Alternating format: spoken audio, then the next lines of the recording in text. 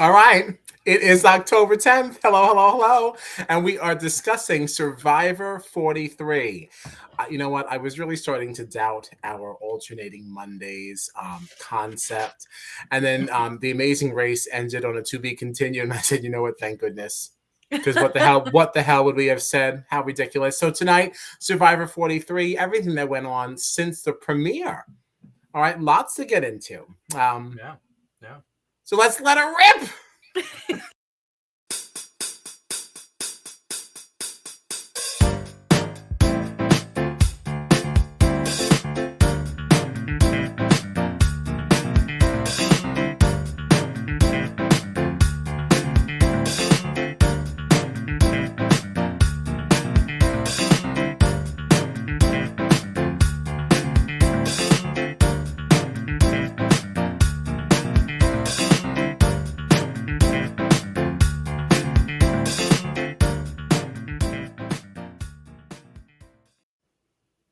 I am Kyle Petty, and I am joined by two of the greatest, John Dunphy and Gina Morgino, and this is Strat Chat, your favorite reality TV podcast. Yeah, there it is. You can find us on the socials at Strat Chat Pod or on our website at stratchatpod.com. But tonight, we are discussing Survivor 43, episodes 2 and 3. We lost two people since the last time we were all gathered here together. Goodbye to, I guess it doesn't really matter. There's no spoilers. If you're here, you should have already known. So goodbye to Miss Justine and Lady Nneka. And we'll be getting into both. I had to give them both two different titles, you know. Can't be miss and miss. That's boring. Okay. So episode 2 kicked off with Baka and the blowback from that from the who vote. Who went out? I already missed. Oh, was it Bessie? I think it was Bessie. Oh, the Mariah vote. It was the Mariah vote. Oh, yes. That's yeah. Oh my God. Oh, we're going back. Oh my God, we are going back. Right. Yes. Going 2 back, episodes to back. cover. Okay. Yes, we're talking about the Mariah vote. Yeah. Yes. We can probably just blow past a lot of 2 because like who cares now, right? But yeah, so the blowback from the Mariah vote, Owen being a little shook that his name had come up. No, that feels a little irrelevant now. Now there's talk around Gabler. This is not irrelevant. Because many people were saying that, they think that Gabler is old and weak, even though they also think he's strong, but he's laying around a lot. Lots of contradictions, not lots of support. What do we think about it? I feel like people, he seems to be somebody that people think is good around like camp at this point, right? Like he's good with that, but like they worry about his competitions and if he can really keep up, with some of the more physical things. Because it seems like very quickly he has started to really feel not so good. Yeah, really. Really starting to feel the conditions of the game. Yeah. Might be better suited in the Big Brother house. Though, would he? Because I feel like socially he's so chaotic. I mean, yes, except that, that whole thing happened. All right, wait, hold on now. At this point, did we know about the idol? We knew that he had an idol, yes. Right, he okay. got the idol in the premiere, yes. Because, right. So he had this idol and then didn't need to use it. And no one was even discussing trying to blindside him with it. So I don't know. Is it chaotic or did it work? I feel like the reason why was because he told everybody at camp that he found an idol the moment that he found it, and then told everybody, it's fine. I'm just going to use my shot in the dark. It's fine. Don't worry about it. I'm going to use my shot in the dark. And they said, dude, why? And he was like, you're right. Never mind. Not going to use the shot in the dark. You're right. Stupid choice. Wouldn't have done. But like within like 2 seconds, he was so like all over the place. And it's like, I don't know how you showed all of your cards and then tried to use an advantage you didn't need, and then said, never mind, I actually don't need this, you're all right. Like, it was just so all over the place on, like, the first day. Yeah. And I feel like, what's funny about all that, too, is that, like, he was throwing out this whole thing, like, oh, yeah, I'll use my shot in the dark and this and that, like, but I think it was Ellie that was like right off the bat. I was like, no, I don't want Gabler going home. It's like, no, wait a so minute, dead stop set it, on stop it. Right. And like, if memory serves, there was not a single person even considering putting him up before he started freaking out about using a shot in the dark. Like, his name wasn't in anybody's mouth. They all across the board were like, well, I mean, Gabler's fine, so whatever. And like, they wouldn't have put him up anyway because they would have known that he had an idol. Like, and it wouldn't even be like trying to flush out an idol because he immediately told them, he told everybody that he had it. So there's no like secrecy of whether or not he might have it. And he told them how it works. So they know that like it's only good for 2 tribals anyway. Well, there was a little confusion. Yeah, on there that. was some discourse around I want to get this, into that which, too. Yeah, I'm because, really like, excited. I'm really excited to get into that. Are we going to get into it now or are we going to wait? Because I can wait. No, we should probably wait. Okay, I'll wait. Just know that I have thoughts. Yeah, right. No, me too. It's I have pages. Aren't you so proud of me? I pulled a Dunphy. That was the only note that I took. Oh, really? That's actually why I was idleness. late. Because I had to take a nap. Because I was like, oh. And I was like, I'm just going to close my eyes for 15 minutes. Oh, God. Yeah, so there's that. Let's see. So we had Dwight and Jesse seeming like they were bonding at the beginning of this episode, you know. I had to bring this up. Oh, gee, I have thoughts too from Matt. Wait to get into it. Yeah. How do we feel about Dwight and Jesse? This aged poorly as well. But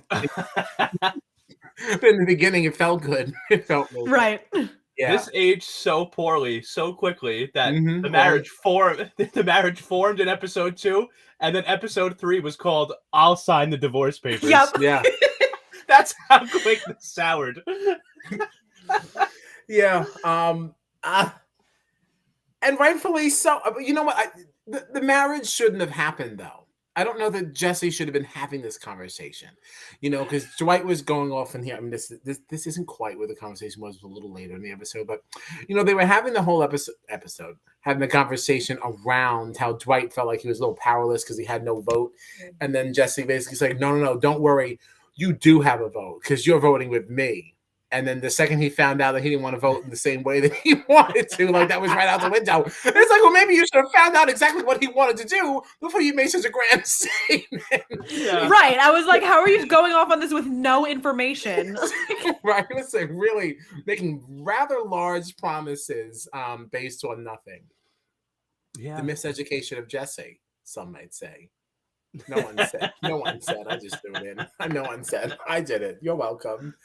So there was that, but this is also the beginning of the Jesse and Cody romance, which does seem to be aging well. All right. Yeah. What's this here? Oh, Carla concerned about the relationship between Ryan and Gio. See how that plays out. We'll see if that becomes something. Didn't really yet, right? Didn't really. But I feel like they put it in there, but it's gonna. Right. Yeah. Yeah, it's probably something of particular interest, something of note. Yeah. I like Gio, by the way. Yeah. I like his story too. Yeah. He seems like a really good guy. I like Gio. Yeah. To the same point, you know, the whole relationship between Ryan and Gio, I find to be very endearing. I like the two of them. I just think they're cute. Yeah. You know? Yeah. Oh, that was my next note. I think Ryan and Gio are super cute. Well, there it is. Great. Then at that point, we get up to the competition, right? We had now lift this snake out of the cage and lift it over the little out of the cage, right? Get him to fall down, then slide the snake up onto this plate, for lack of a better word, table, some kind of a platform thing, right? Shaped like a snake. And you had to open him up and get these little pieces out that had numbers on it to now unlock the combination lock to get the key out that didn't unlock anything, but the key allowed you to now move on to the next stage and like get your little puzzle pieces and do your little puzzle. I love when these things enter the puzzle. I say during the challenge and I'll say it here. Lovely equalizer literally means the rest of the challenge does not matter at all. Because the puzzle we have seen people so insanely far ahead that it's like no one can ever catch up to them now, and then they're the last ones to finish the puzzle. Like it happens all the time. Bessie coming up from behind, and it's like Julie could never. She would forget what the tribe names were. Right, she'd be like, "What show am I on?" That's terrible. Where are my cue cards? Oh, Welcome to our show. right. Welcome to our show. My name is what? That's a commercial. Terrible. So Matt says, I don't know how familiar you all are with the snake challenge, but this seemed like the easiest time any group of castaways had with it. I'm not familiar with it at all. Yeah, I've never seen it before. Seen it in my life. Yeah. He I've also only watched followed like up a here. season and a half before this, but Yeah. Yeah.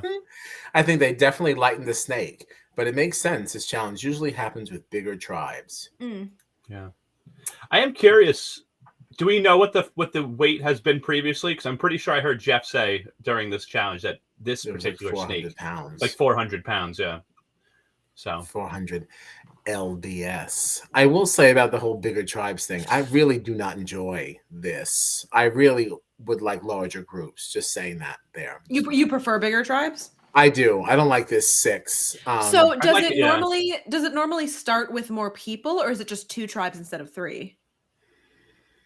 Like when you say bigger tribes, do you mean like there are more castaways? I feel to like begin with? yeah. I feel like it used to be 2.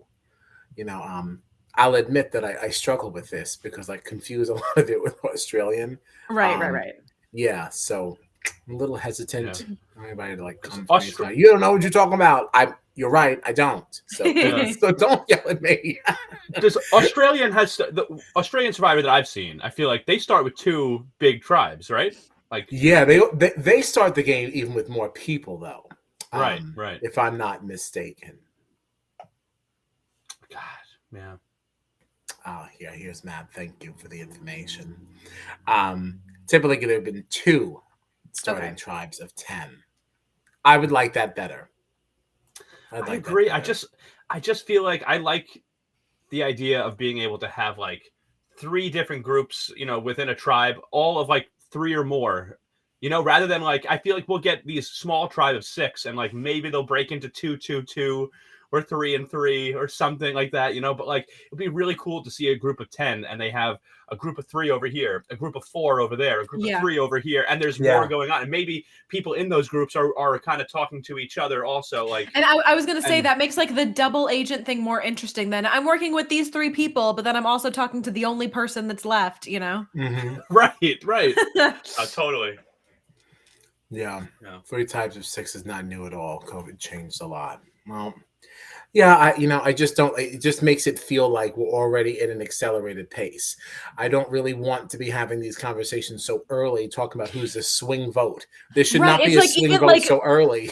This is like by the time we get to Big Brother and it's down to like final 6, it gets boring because it's like all of the excitement happened when there was more people and more chances for it to go different ways. By the time we get to final 5, final 6, it's like, all right, well, I basically know which way it's going to go anyway. Like it's just less exciting. It feels so cut and dry this way.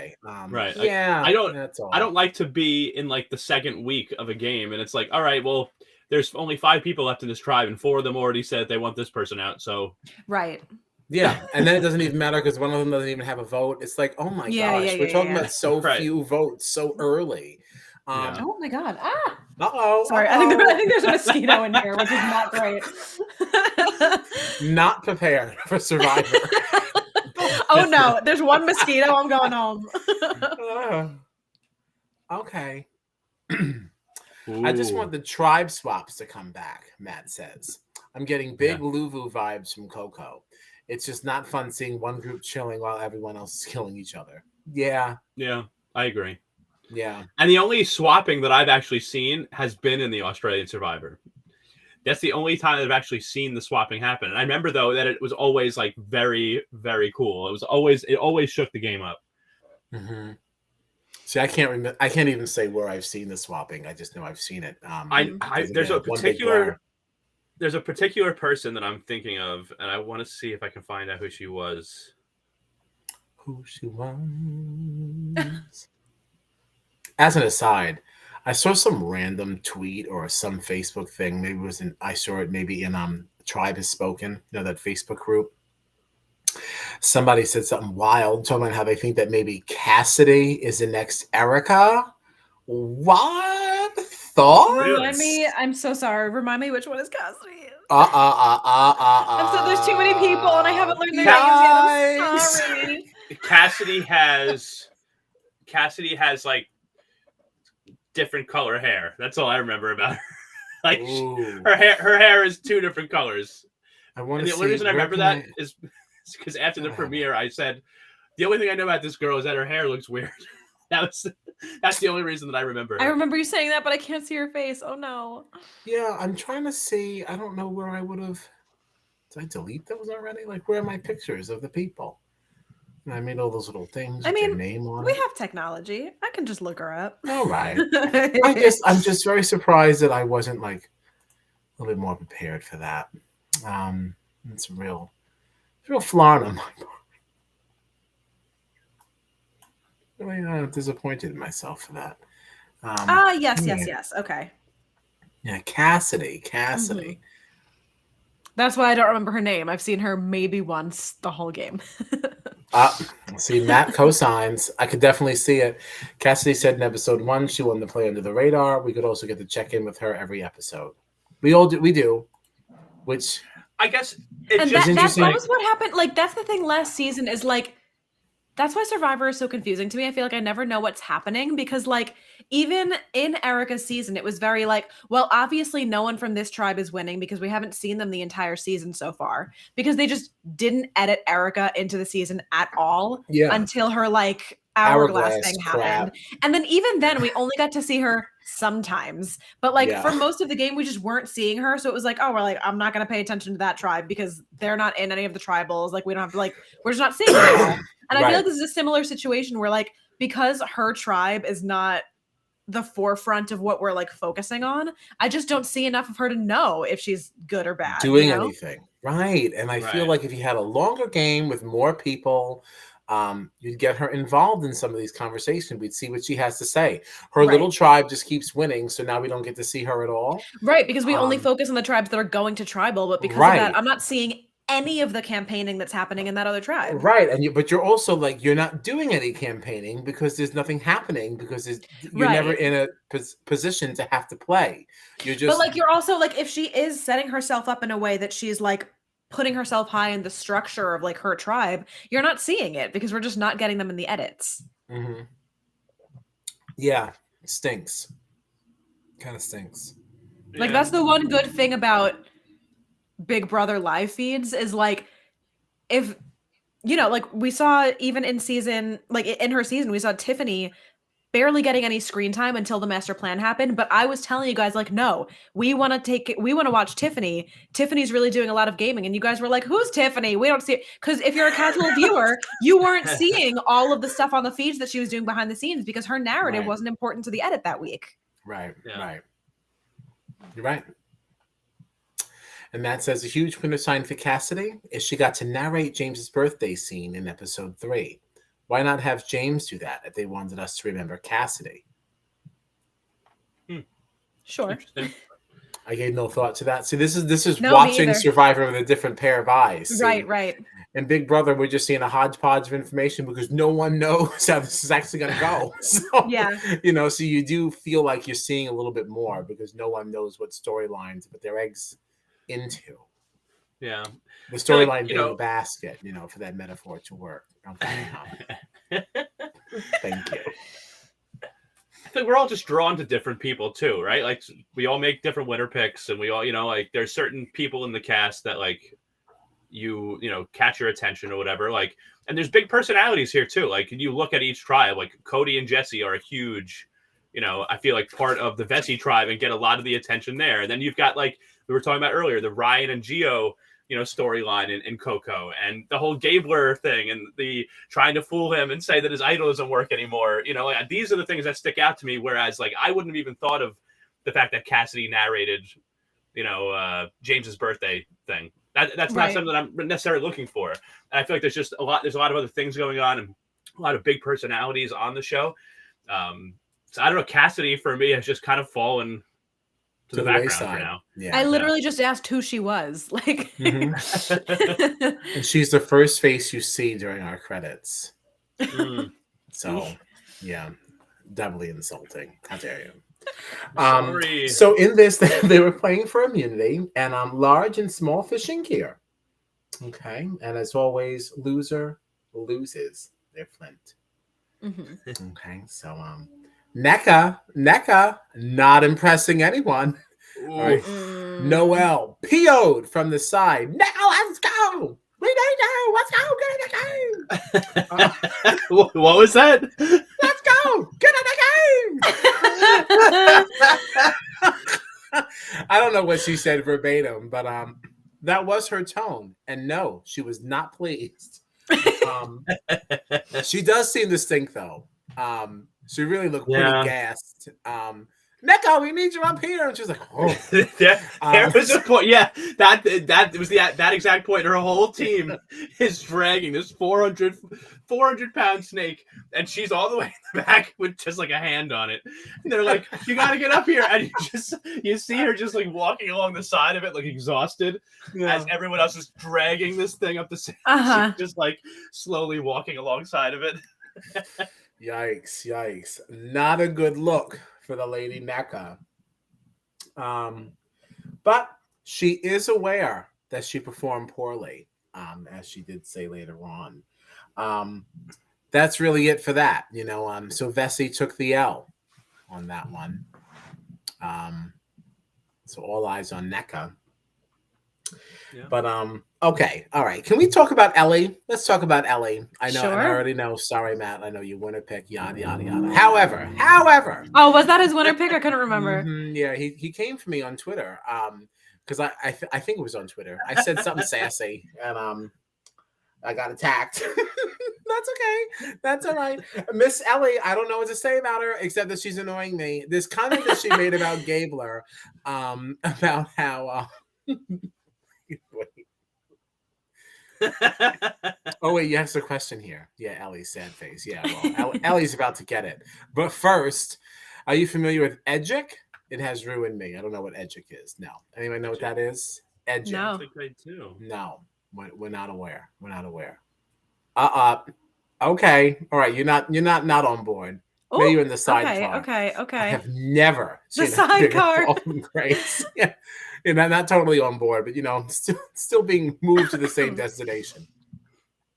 She had amazing premiere of these last 2 episodes. I agree. Anything about saying that? It's like Lord's name in vain. But yeah, Ellie with this whole Gabler thing and the fishing stuff. So they get the large fishing gear, and Gabler steps up and says that he has some experience spearfishing. So he would like to try his hand at doing so to get some fish for the tribe. Surprisingly, to Ellie's chagrin, feels like, because he's never used a Hawaiian sling, that maybe he should not be the one to use it. Now, my issue with this is like, how dare you? Because do you have any experience doing any of it at all? So maybe he's never done that, but have you ever done any spear fishing? Right. Sorry, seems to me he's still the most experienced. At the end of the day, he has done some fishing underwater where you're not giving me the impression that you have. So maybe you should just stand back and let him figure out the sling from Hawaii.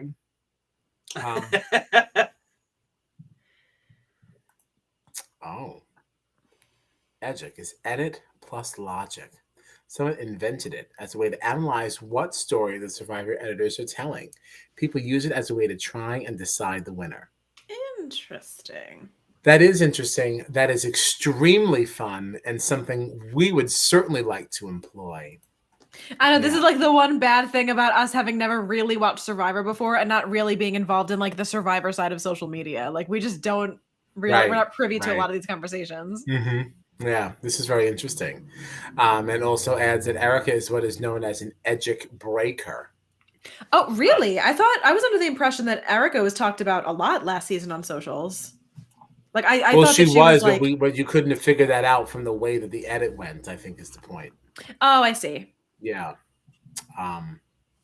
Because she came out of nowhere. No, that makes sense. Yeah. She definitely seemed like a throwaway player to me, unfortunately. No disrespect. So sorry, Erica. It's not your fault. They didn't edit it's fully the edit. Yeah. Yeah. Not your fault. Anything on Ellie and Gabler? Was anybody else hocked off? I was.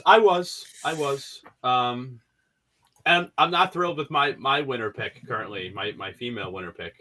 Remind me who that was? Janine. She's been very buddy with Ellie. not loving it. Really? Yeah. I kind of like I mean, Janine. I know I like her, but like I haven't been a huge fan of Ellie. So the fact that at this point, Janine and Ellie are probably each other's biggest allies. So they were the ones looking in Gabler's bag for the idol, so they could try to trick him and this and that. And it's just like, yeah, it could be good for Janine's game though, long term. It could end up being good. Yeah. If Ellie's a shield, but I just hope that they don't get linked up, and then it's like, let's get both of them out 1-2. Right. Fair. Oh, interesting. That was the next thing. How do we feel about Ellie, Janine, and Owen? And going through Gabriel's bag to see when the idol expires. I liked it. I was here for it. Okay, first of all, they talk about this as if they're like huge Survivor fans of like, every time that I watch this show, I would never imagine that I myself would be going. How are you confused as to how this idol works? Why would it expire on a tribal that he's not going to? Like, am I an idiot for not understanding that? Well, like, I don't see how there was any confusion here. I think they were wondering about the wording, right? So they wanted to know, does it say, is it 2 tribals or is it 2 tribals that he is at? But why would the idol expire for a tribal that he wasn't even going to? Does that happen? Because in my mind, obviously it's only valid for his 2 tribals. Like, why would your idol lose power for a tribal you're not even going to if it's other tribes? Am I an idiot? Or like, because for me, I was like, that's a no-brainer. Obviously it's his tribals. You're not an idiot, first of all.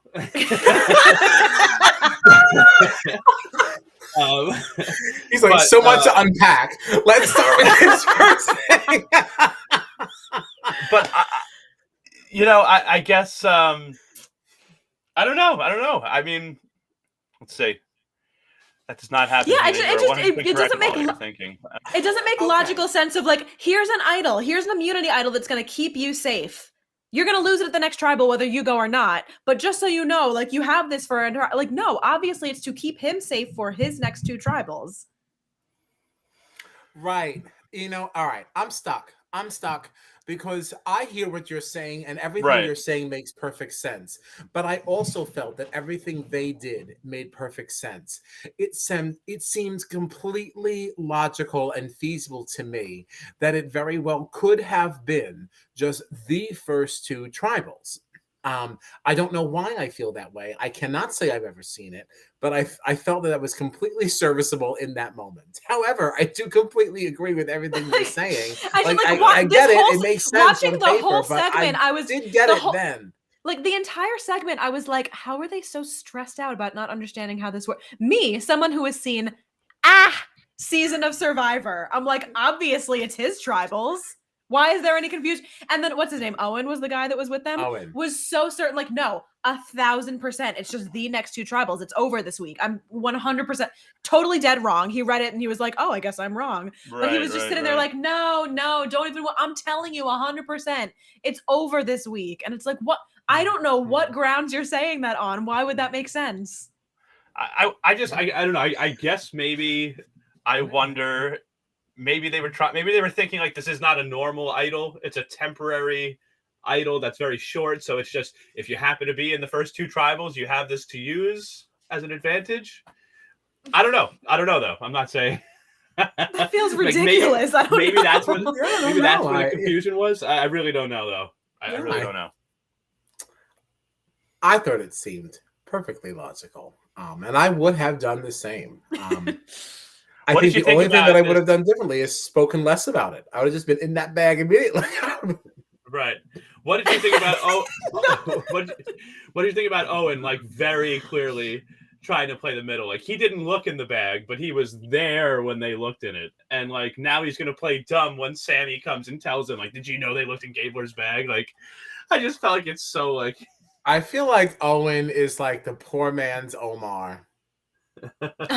Sorry. God. Yeah, I think he thinks he's so cunning and just so smart and just so much smarter than everyone else. It kind of makes me sick. I am not a fan of Owen. Sorry. Thrift store Omar.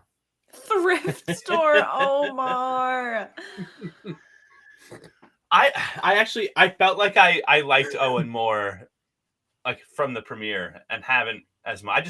I don't really think he has that much of a strategy. I feel like he's just kind of there right now. I do like how we're trying to use that as if that's like some kind of a vote of confidence or something that softens the blow. I liked you the very first moment I met you when I spent about 5 minutes with you during the premiere. But since learning literally any piece to your personality, I decided it's going to be a no from me. Exactly, because at this stage you can't say that because it's like, oh, I saw one more episode and now I don't like you anymore. Right. I saw you in another scene and I heard you speak once and I said, no, thank you. No, you know what? Actually, I'm good. I made another lap around the party and I decided against you. That's basically what it is. Of course, Matt. You know, I like when people don't agree with me. I like it. It's fun. You love Owen. We'll see. Self-deprecating king. I don't know. I think he has a bit of an elitist attitude. Going to get water for the tribe as if he's doing such a nice thing, but he's bitching about the fact that people are doing something else while he's doing it. Well, of course, people are doing something else while you're doing it, or else they'd be doing it with you. So like, either you're doing something nice or you're not. Like, I don't know. Everyone must sit here and do nothing while I get because water. I am getting water. How dare you spend your time doing anything? I'm trying to save you time and effort, but don't you use that time you've saved. I'm so tired of these sucks. You're just talking me further down the rabbit hole, honestly. Oh my God.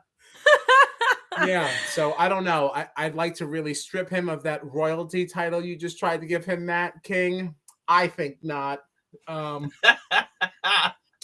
But I think not. All right, time to enter the pineapple zone. Wonk, wonk, wonk, wonk. I don't know. Pineapple zone. You don't remember this? That was like a whole big thing. Was Jesse, it? What? Jesse, Jesse. Yeah. That's right. Yeah. I forgot about this. It's the beginning of this page. Pineapple zone. Mm-hmm. I want to find a way that we can incorporate that into this season, right? No. Yes. Like a Monwan Monday, No. pineapple. Like we're entering the pineapple zone. Maybe it's something really crazy. Yeah. 9 seconds of harsh truths that we know will be to everyone else's chagrin. I don't know. Let's talk about it. We'll talk about it offline. Pineapple zone. Oh my God. Brought to you by House Petty. I don't know. Stupid. So yeah, Jesse and wife speak honestly when they're making their decisions. That's the pineapple zone. So he invites Dwight to this zone. Okay. And this is where he makes the he invites Dwight to this zone.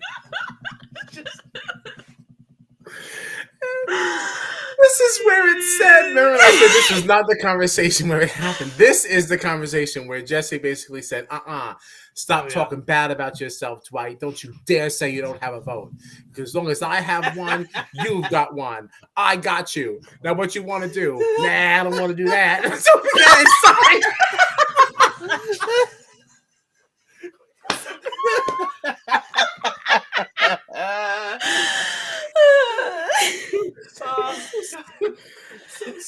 No, I don't want to do that. Nah, I don't want to do that.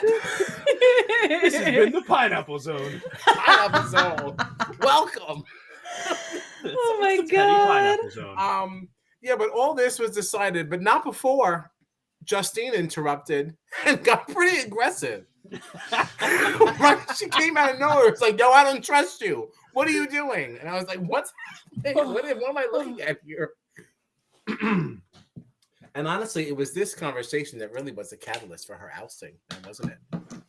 Yeah. You know, because Jesse basically said, you're telling me that you don't trust me. I can't have this. And so it was sorry, that, honey, you got to go. Yeah, it was that. And it was also another conversation that Jesse tried to tell Dwight about to get Dwight to sort of see things his way. And it was that Justine apparently at some point went up to Jesse and was just like, oh, yeah, I'm great at lying. Oh, yeah. Yeah. I don't know why you would say that to somebody in the very, very beginning. How do they know you're not lying to them? Right. Also, like, why would you say Justine. Why would you say that to anybody when you're in a game where lying is an integral part of how you strategize? Right. Especially when you consider that. Right. Yeah. Especially when you consider that now you've told this person that you're a fantastic liar and you also don't trust them. So like, of Right. course, like, are you who are you gonna lie to? Someone that you trust or don't trust? You just told Jesse you don't trust him, and you also are great at lying. So Like, yeah, what an you got, of course you have to go. If you just sign here, your plane ticket will be valid tonight. Excellent. And that was her citing Justine. Mess. She's a mess. What else happened? Dwight wants Nneka gone to keep tribe strong. Oh, yeah, that's what he said. Yeah, this was Dwight making his argument for why Justine should stay, and then suggesting that Nneka go because she's not doing so great. And I honestly, like, he's not wrong. Cody and Jesse want Justine because aligned with Nneka. Blah blah blah. Yeah, we kind of did that. I also, obviously, we'll never know, but like it's funny because all throughout the episode, because of Nneka's performance, like I honestly felt like she really should be the one to go. Like that's what I was thinking the whole time. Like, but then it's like I am curious to see then though, like what happens in the other competitions if Nneka's gone and Justine is still there. Like I wish we could just know the answers to these questions. Right. Because well, in that moment, I did think that it made sense. It's like okay, because this is still pretty early, yeah, and like we don't know what else Nneka can do. Maybe she just had a rough day. So if I feel like I have a connection with this person and they're going to continue to vote in my favor, I don't know that I really want to give that up just yet. Not this early. Yeah. So I kind of understand like not maybe being too swayed by the Nneka performance just yet. Right. Because I mean, at the end of the day, I mean, advantages aside, steal a vote aside, all that stuff. Doesn't really matter how Nneka performed. If Cody and Jesse just decided they wanted to ride with her, their majority is just going to keep getting bigger until the merge, so it really wouldn't matter. But if you also don't want to lose every challenge until the merge, maybe Nneka's the way to go. Right. You just don't know that yet. Mm-hmm. Yeah. Tricky stuffs. Did you have anything on that on Gina before we move on? I have another note. Okay. So yeah, so moving on. So Cody finds this beware advantage and mucks the whole thing up. Mm-hmm. So now the game plan really was to get rid of Justine. And we had the votes were going to be Nneka, Cody, and Jesse. Obviously now in the majority here because Dwight has no vote. Leaving what? Justine and who was the other person? There's Justine and Noelle. Noelle, that was the other person. So it was two. I just knew there was two votes on the other side. I forgot the other person. Sorry, Noelle. But yeah, so Cody finds a beware advantage and now loses his vote until he can obtain one special bead from each person's bag in the tribe. Now, I think this is so much more fun than that broccoli thing. Yes. 1,000%. Yeah. So I so agree. When he first read this, I was like, how is he possibly supposed to pull this off? Right. Yeah. Like, at least one of these people has already looked at this bead and has said, I don't want to give this up. This is mine. But he also did it in a good way. I feel like the way that the strategy that he used, because it didn't leave it up to being like, oh, give me all your beads or give me this bead. It was like, oh, I want to decorate my hat. Can I just use this? That could totally mean, oh yeah, I'll give it back to you later. It wasn't like he was like asking for this. Like, can I take this?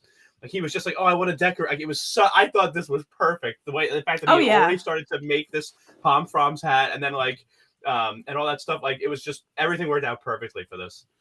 I love the way that this idol works because instead of just like saying stupid phrases that like if you do it more than once, everyone's gonna be like, what is this? Why are you talking about broccoli and like whatever the hell? Right. Like you have to be like the creativity of ways in which you have to go about like the social hierarchy of this. Because you can't steal it. Did I add that? Yes, you cannot steal it. You could not steal the bead. You have to be so creative with the way that you're asking, because if you just go up to someone and you're like, yo, I have this idol, like you can't like straight up tell anybody. People are going to get suspicious. Like to do it like this like I just love the ways in which people are going to be like, all right, how do I manipulate the situation to get what I need? Like it's just it's a lot more interesting. Yeah. It's so much more fun. Right. And like I just love that like this is an advantage that you have to earn on your own, and you will succeed or fail on your own. Mhm. Like, sure. And the other seasons that we saw where they had to say this secret phrase and everyone had to say it in the tribe in order for any of the idols to have power, like that. I hated that because, like, what if you do just happen to have one tribe full of morons? Like now the other two people in these tribes that find their advantage, they don't get their, they don't get to use their idol just because or even failed. like, That's let's literally say what Matt just said. Yeah. Well, it's not even just that. Like, let's say everybody's found it, but everybody's thinking, well, I can only say this once, so I don't want to waste it if the other people have it. I'll just wait for somebody else to initiate it. Mhm. And now all three of them are waiting for someone else to start. So now nobody gets to use their idol because nobody wants to be the first one to be like, how do I say this random phrase in a sentence without looking suspicious if I have to do this more than once? Yeah. Yeah. Absolutely. Totally agree. I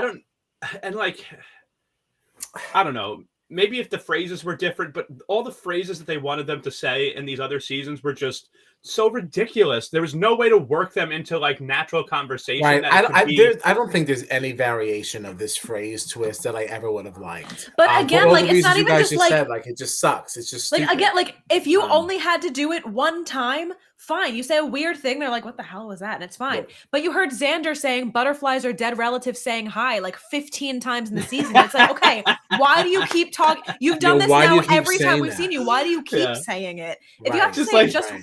saying it once is fine. Saying it over and over again until the other people say the things they need to say. It's like, why are you still talking about It's so butterflies? What is stupid. going And it's on? also, I don't want like my success to now be contingent upon everyone else's. Like, Right. I don't even know these people and I have to trust them. It's not like, you know what? I've chosen to play this with Strat Chat. So if we succeed together, we succeed together. We fail together. Like, that's it. I don't even know those other people. I never met them. Right. Right? We were on separate boats. I don't even You know have who no those people idea are. who has you the know? other idols or Yeah. if the other idols were even found. Like, Right. Yeah. Right. Very, very stupid. Very stupid. Gina, now that you said that, I'm just picturing Xander like 8 weeks later, and he's just being like, Jeff, still nobody's convinced me. I still think that butterflies are dead relatives, and it's like, just stop talking nobody, about butterflies. yeah, So nobody, stupid. nobody says their clue, and he's just like, God damn it! Like, I just want to talk about butterflies. Somebody please back me up on this. It No just felt so, shit. It just felt so like, ugh. I So hated that. I stupid. hated that It's stupid advantage. awful. Now, well, back to 43. I have a question on this bead thing. You know, like if you were like a Survivor super fan, like we are Big Brother super fans, and you had a keepsake that was like this, would you give it up? No. Like, I'm Ugh. sorry, like, and that is the thing about this. Like, I think it's really great that, like, everybody did give it up, and he really had a great play to make it happen. But I got to tell you, there is absolutely no version of me that would give up anything from my Big Yeah. Brother experience. I would Right. never, ever I do completely it. agree. Like, I honestly would have been, and I wouldn't have wanted to do this. But if I did give up anything, I would have been like, no, this is the most distinctive bead on here. I will literally give Exactly. you the rest of I'll the give you bracelet any and other just bead. do Right. this. Right. Yeah. I am Because- not giving you this one. Right. I Because some can't of believe those it's happening beads, so easy. right? Like some of those beads, actually, they looked really cool. Like to know that I could now just put this, even just that one bead on a bracelet and bring it home and say, like, I got this on Survivor. I'll give up Right. all Not those even on other a bracelet, just like random- sit it on a shelf and be like, this is Yeah. my pretty bead. Right. Yeah. Yeah. All right. I just wanted to just see because I'm like, Oh no, because even in I'd be episode hard 3 pressed with to the give that up. Carla version of this, like we'll get to it, but like even hers, I was like, what are these people doing? Like there's Was there- no version honestly, of me that would do this. honestly, None. I think I would be even less likely in that sense because, like John was saying before, there's no reason to believe that like he wouldn't give it back after he was done with the hat. In Carla's version, it's like, well, you're just giving this to somebody. Like, no, I want to make sure that I end up with this pretty bead that is mine. Right. Mhm. No, yeah. No, it's so true. Oof. I was very surprised about Dwight giving up his. Because Dwight is the one that everybody's been talking about. He's the super fan on the season. And if you saw, like, That's what made me think of the question, really. Yeah, and Yeah. like when Vesey has been at tribal councils, like I've noticed it. I don't know if you guys have noticed it the whole time, especially that first tribal council they were in. Dwight was like looking around the set, like just like in awe. I could tell that he was just, and I'm like, you gave up your bead, Right. like you are like the biggest super fan on the season, like, and you're giving away stuff like, to a stranger.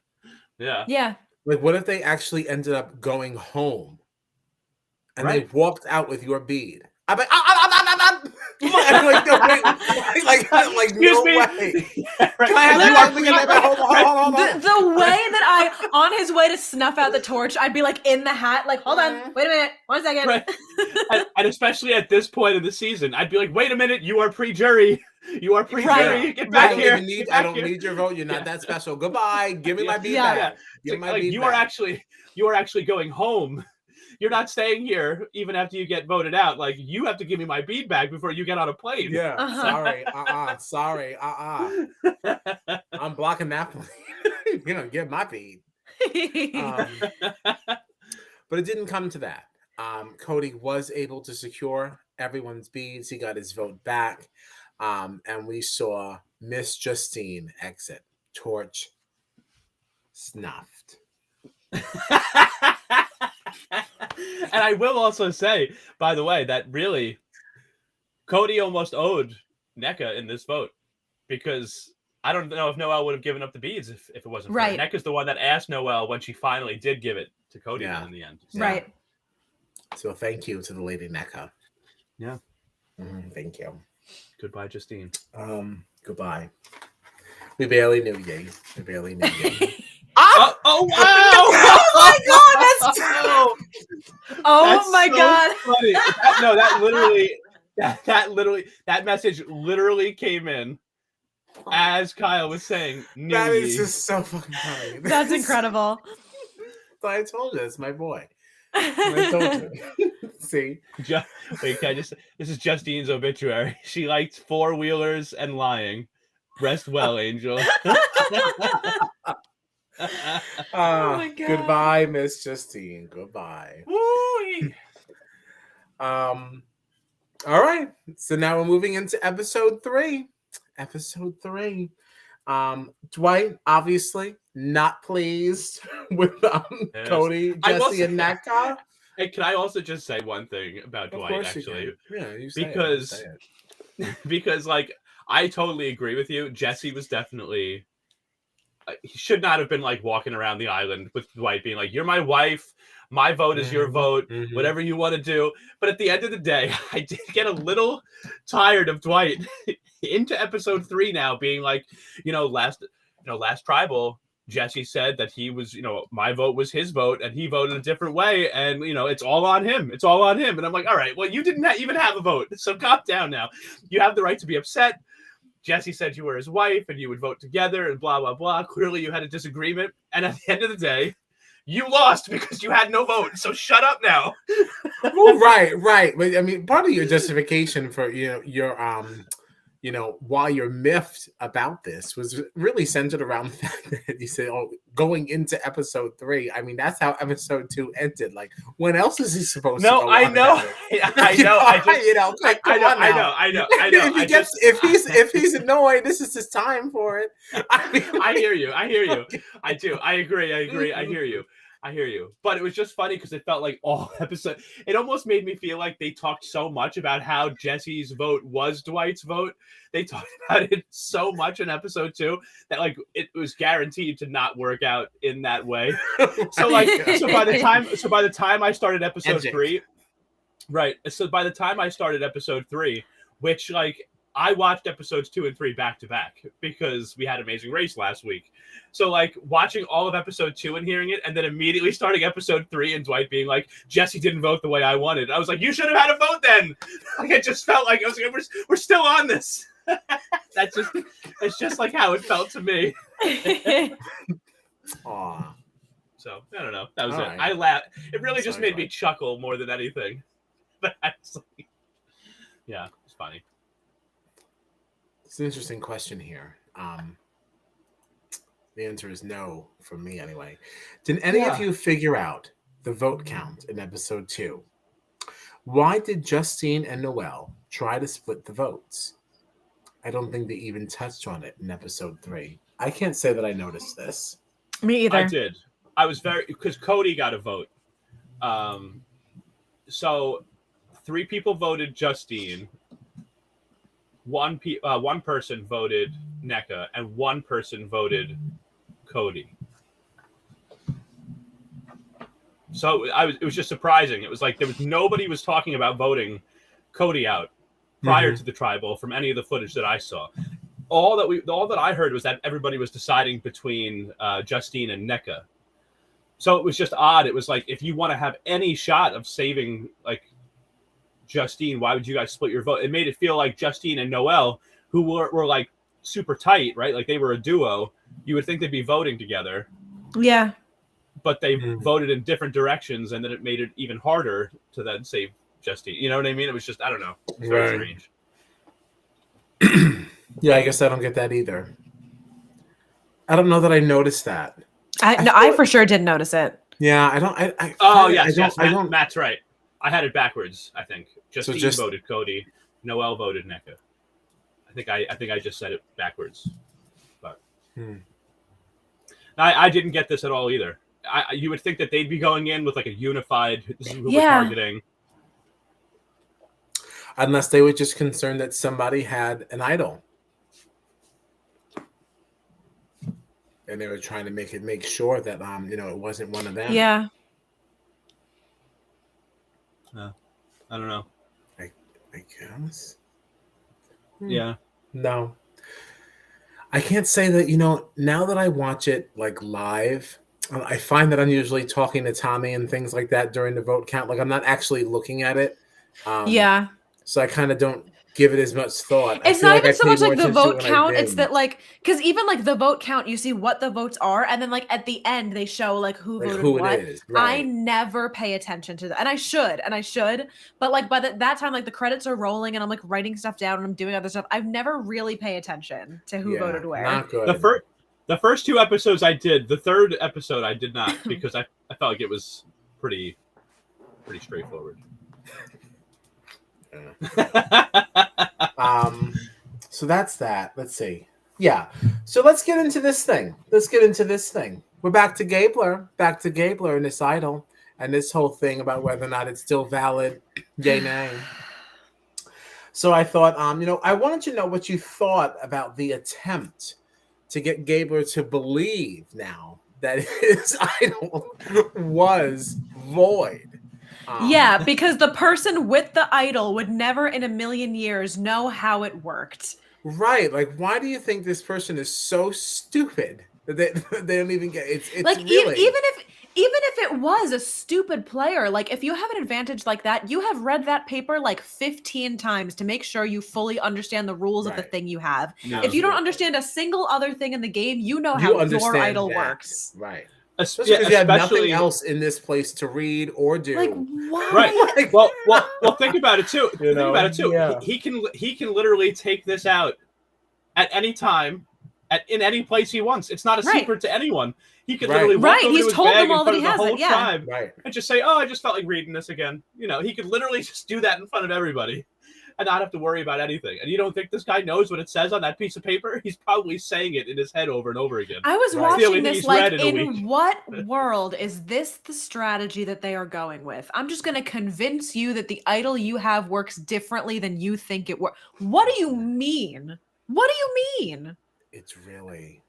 And that was ridiculous. Ellie the way she tried to like go about it, and now all of a sudden, she really thinks she is just smarter than everyone else. I don't like her attitude. I feel like she talks down to people, and she treats Gabler like he's like a kid, like a dumb little kid or something. Like, like not like a grown man. Mm-hmm. As much as he is struggling, like he's like this feeble old man that needs help. Like, come on, as if like like it's really terrible. It's terrible. And just even the way she tried to go about it, being like, "Oh, you know those shells down on the beach. I thought it would be great if we all went down and tried to make fake idols, since your idol doesn't work anymore." And it's like, I was just kind of like, I would have even gone over, and I feel like I would have just gone over and been like, oh yeah, so that idol lasts like 2 weeks, right? It's a good thing you didn't have to use it. Like you didn't have to worry or anything like that. Like why even try to make up a whole story? Like let's go make fake idols. Like then if you could just say like, oh, your idol's done, right? And if he says no, it's still good, you'd be like, oh, I misunderstood what it said. It's like, well, you make a whole weird story of how we should go get shells and make fake idols and this and that, and it's like it's terrible. All right, well, I'm glad we agree. So that's I that was on happy.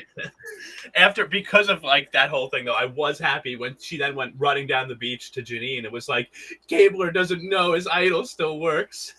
I really want this to be the reason why Ellie goes home. I would love that. That would be good. Oh, it would feel so good because she thinks she's so smart because she thinks she got him so good, and then he uses his idol and it's totally valid and she's out of here.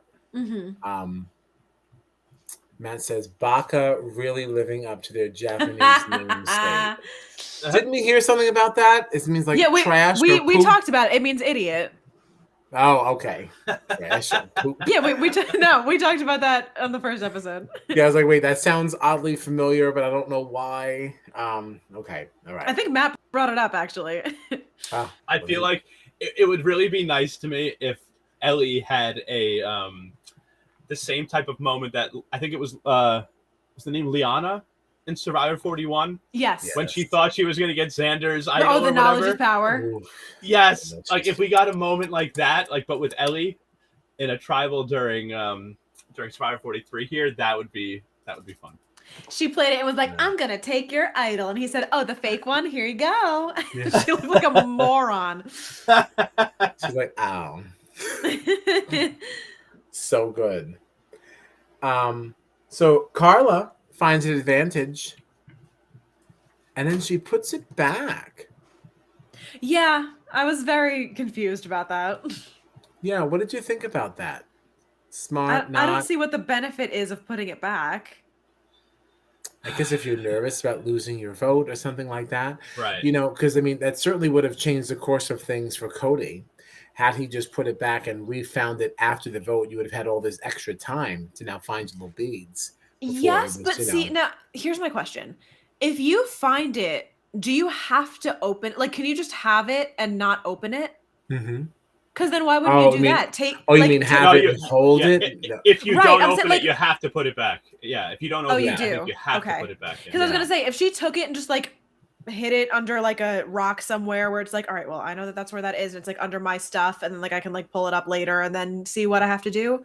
Or does it like, do you have to fully like put it back where you found it? There. Yeah, I think it has to stay there. Yeah.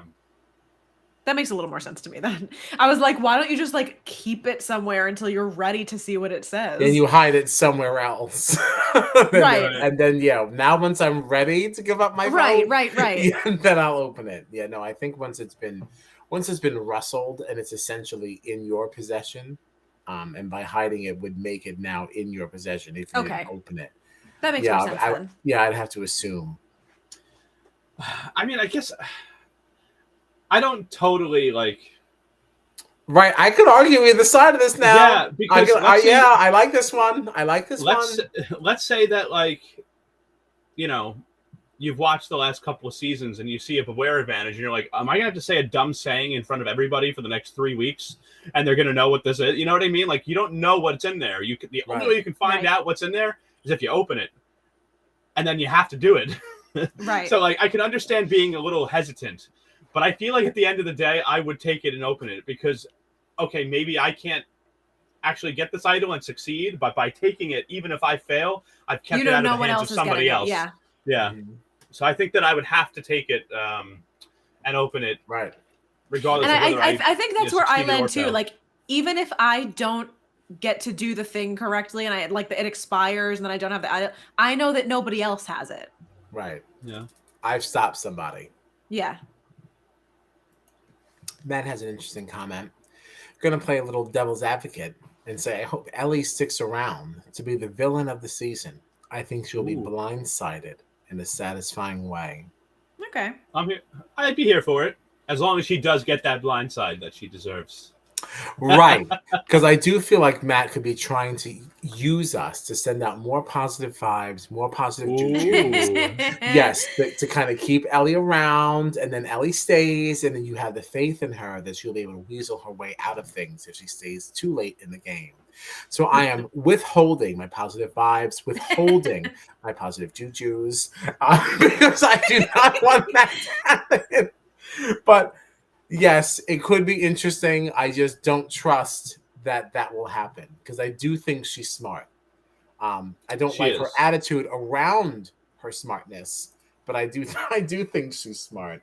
So she makes me nervous. She's got to go. I could see her. I could see her sticking around for a little bit. I know. Then trying to make a move, but going about it in a sloppy way. Because I feel like this whole Gabler look in his bag for the idol thing, and then make up a story about shells and fake idols. Even this felt like it was kind of sloppy. Mm-hmm. And because even the fact that she walked away from it thinking that she got exactly what she wanted, but Gabler knew and was like, "Yeah, I'll play the dummy." Like, she didn't actually do anything. She didn't succeed in her mission. She thinks she's being so sneaky and crafty and like running behind the scenes. Meanwhile, Gabler knows exactly what she's up to, So like, right. All right. I could see it just getting sloppier as it goes along here. Because now because she thinks she's so smart, so she's just getting sloppy. Right. Yeah. Right. And the tribe that she's in now, except for Janine, doesn't trust her and knows that she's lying. Even Owen, who like doesn't want to even own up to being a part of the Gabler thing. He was like, "No, I didn't go through his bag. I was just there. I was just there when it happened." Right. And then Sammy ran to Gabler, to tell him about this. Like, but like by the time they get to the merge, let's say Ellie and then the three guys there, Gabler, Sammy, and Owen are still around. But when the merge comes, they're going to be like, "Yeah, Ellie's kind of, watch out for Ellie. She tries to, be sneaky. She goes through people's bags to look for their idols, like that's not a great reputation to have going into the merge. So even if she sticks around, I don't see her like making it too far into the end stages of the game anyway. Right. Uh-huh. And there you have it on Ellie. You heard it here first. John says no. End of the road. End of the road. I'm rambling about Ellie. I don't think you're rambling. We love it. We're here for it. Sorry, Ellie. Doesn't look good. But this brings us to the competition. You had to jump into the ocean and climb a stack of crates, dive into the water, and retrieve some keys. Once you've got 3, you use those keys to unlock pieces to your turtle puzzle. Oh, Matt said back to Queen Carla. We're done with her. She ended up opening it. Blah, blah, blah. She got the beads. Blah, she did good, though. She did go good, though. And I did enjoy. Yeah, blah, blah, blah, blah, blah, blah. She could, because she had a very different way of going about it, about getting her idol. Giving away things like that are personal belongings of hers and all that, to acquire some of these pieces. And He's still laughing. You know what it is? You know what? Because I know there's more to say about it. I'm just so tired of talking about beads now. I just didn't care anymore. But that's not fair to Carla. Go ahead. You go ahead. We should give her due. Go ahead. Carla. Yeah, well, the fact too that she didn't want to take it at first. Went back, was thinking of her wife, saying like, what would my wife say right now if I just gave this opportunity up? Like, if I go home and I don't do this, what is she going to say to me? And she goes back, she takes it, has some doubts. Can I really do this? Will people think that I'm, will they think that I'm being too pushy, trying to do this and suspect me of things? And she found a way to get it done, and it was a big moment for her, which I thought was great. I really enjoyed the moment. She was on the beach, kind of like doing her one-on-one with production. And she was like, "Oh, Carla's got some acting skills. Maybe I should audition." Like the way she kind of like did that made me laugh. Yeah. I was happy to see her pull this off. And it was, it was interesting too, because we got different experiences with the twist. Like Cody picked this up, was immediately like, "Damn it, we're about to go to tribal. How do I do this?" And like had this benefit of like, he made this hat already. Let me just decorate this hat, and I can say I'm adding all the people in the tribes, a little dice to it. But like Carla had a different situation where like, even though she had more time, I feel like it was harder in a way, because it was like, how do I now go to everyone one by one and just what I convince liked them to about give her me though is their that like bead? I just liked that it showed how adaptable she was. Like the same strategy Right. and the same way of asking isn't going to work on everybody. So, okay, how do I now manipulate this to ask you because you are not going to respond to how I just asked the other person? Like I just liked seeing the strategic way of like how do I go about like asking in these different ways to end up at the same place. Okay. Okay. She went, And then she went in that to, same vein, it's also worth then noting how she had to reapproach Ryan, with a different strategy now Yeah. how Right. she can secure this bead. well, Yeah. All right. It's good that this was highlighted. right. Okay. Well, All right. Yeah. I think it's interesting too, because there's even little things within this idol twist that like could potentially benefit her in the game. Like the fact that, like, I don't know if you noticed like how appreciative like Lindsay in particular seemed to feel when Carla wanted to give her that earring. Was like, oh my God. And like they hugged each other. And I was like, okay, well now Lindsay and Carla have this connection. Like, oh, you gave me this beautiful earring. And it's the same with, and was then it Ryan? I don't remember who it was with Ryan, the girlfriend. his girlfriend. Yeah. With the turquoise beads and everything. Like Carla remembered that Ryan is trying to collect turquoise beads for his girlfriend and gave him turquoise beads. And now it's like, okay, Ryan and Carla have a connection through this now of like, you helped me get this gift for my girlfriend that I can bring back home from Survivor to give to her, that will mean so much. And then like, she gave the earring also to who was it, Cassidy, I guess, right, was the one. And then she kind of had that story about how like with James and I forget who else was there. Oh, Gio, about like, I'm trying to make this necklace for my wife for her birthday. Right. It was like he made like a little bit of a connection with she made a little bit of a connection with everyone else in the tribe. Like that one made me laugh too, because she was like, it was just James's birthday, and then like we're playing on this, and I'm telling them about like my wife's birthday. That's a lie. My wife's birthday's in February. But anyway, like very much like I'm bullshitting all these people, but like it's fine. Yeah, like she was able to acquire everyone's bead in a different way, and like and also form a connection with them, even though she was taking their bead, their special bead, for like a devious purpose. Like which was very impressive. Yeah. Okay, way to go, Carla. We're done. We're done with the beads now. Great job, Carla. Yeah, we're done with the beads until Baka finds theirs. So we'll be talking about this in the next episode for sure, because that would be 2 episodes from now. If they haven't found it by then, well, then they're all idiots. So the competitions happened. Blah blah blah blah. This is for a large toolkit and some fruit. Second person to finish, or second try to finish rather, gets a smaller toolkit and smaller basket of fruit. One might even classify it as a bowl. It was noteworthy to me that Noelle removed her leg for this competition. God. What a fucking badass. My God. The way she just hopped over those crates like it was nothing. I have 2 legs. And I still would have been going over those crates. Yeah, she probably was like, don't need this. She was like, goodbye. I just need you to hold me up, and then after that, I'm good. Just toss me in. Bye-bye. That would have been like one of those things. Amazing. I'd be like jumping up and then like pulling up my pants, like, oh damn. Exactly. Oh my gosh, my ass is out, and she's already halfway. Yeah. She's already halfway. She's jumping. Yeah, jumping on one. She just dove into the water, swam, jumped on the platform, jumped on one leg. Pulled herself up these 2 crates, dives again into the water. I would already be in the water from the first jump. Retying my shorts because I have no ass and I know I'd be out.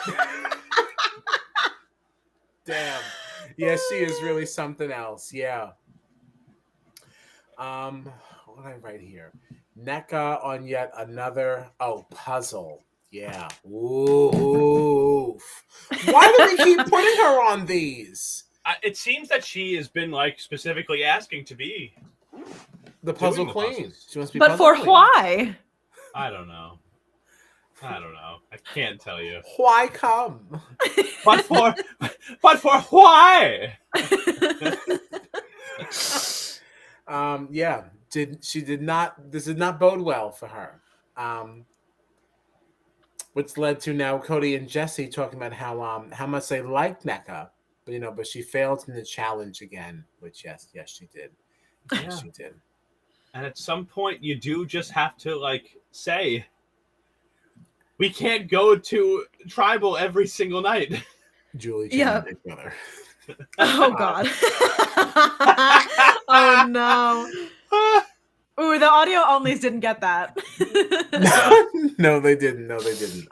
Scrub to an hour 10. No. So Matt had just said, Nneka and Puzzles name a more chaotic duo. That's why I said Julie Chen and Big Brother. Yeah, I was just being a jerk. Well, The disrespect is palpable. Well, listen. When you get to set and you can't remember your name or the show you're on, I think you deserve it. Yeah, I think you took an L. Oh, Yeah, no. so that's that. Let's see. Oh, yes, there was another voyage. Mm. Right? Voyage. Yeah. Some might say bomb. That was so dumb, and I loved it.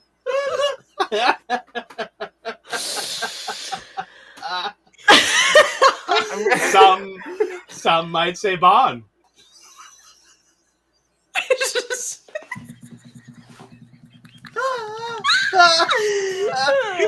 so stupid. So Did we Noel. say who won? Did we say who won the challenge? Well, you don't win. Well, I guess you do win. I really only care about the loser. The And I immunity thought I challenge. had implied that Vesey lost. But you're right. I'm kind of just motoring along. I don't remember if we said Vesey lost. We didn't, but I did get into how Cody and Jesse were saying that Nneka Oh, was a right, non-contributor, so I right. felt like that was enough to allude to it, and I thought I could skate by, and it didn't work. Sorry. I just have okay. Well, it's Baca also won. because I actually so they were good because I didn't even know who won. I just knew who Baca lost. came. Yeah. So Baca Baca won won. first. So they got the large toolkit and the large fruit. Oh yeah, Mhm. much fruit. Fruit aplenty. Yes, galore. Yeah. Even. Silly. Oh my God. And then so that means I guess that Coco / Luvu got the small toolkit and the fruit bowl. The fruit The bowl. silver medal. Silver. Okay. All right. And so that means obviously now again. So Vesey taking the L on today.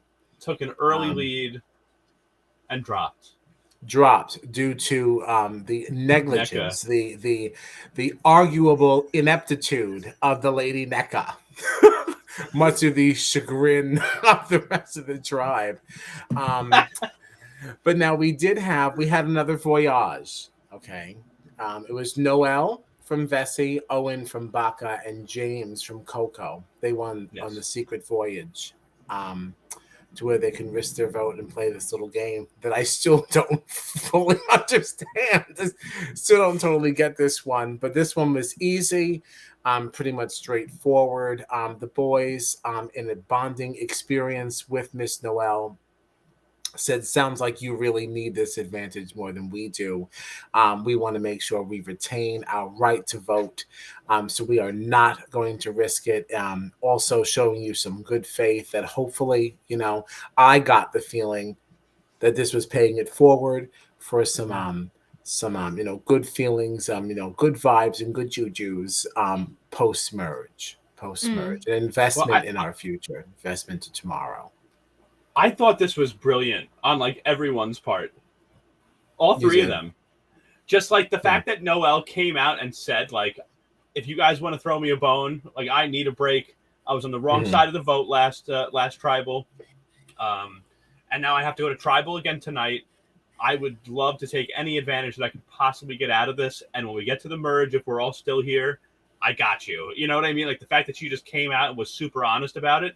And then the fact that James and Owen both were like, sure. I mean, I don't want to lose my vote anyway, And I just felt sounds like good this to me. Right. This is so perfect for everybody because they will all now totally trust each other and have a little bit of a connection going forward. But also like just the fact that Noelle said that part of the reason that she wanted to do this was because she wants to go back with it, with an advantage, and she wants to be around to stick around to take out big players. So it's like, okay, James and Owen didn't get a reward from this. They're going home with their vote, which they already had. But now they have somebody on this other tribe that they're not a part of that might be working to get a big target out that they won't have to worry about by the time they get to merge if she's successful in getting that person out. So it's like, I feel like I loved this whole little island voyage. That's my winner pick. Yeah. Really good stuff. Really good stuff.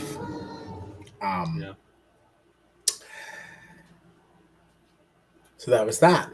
That's really all that for that, right? I'm trying to go over these notes. Sorry. Right, did that.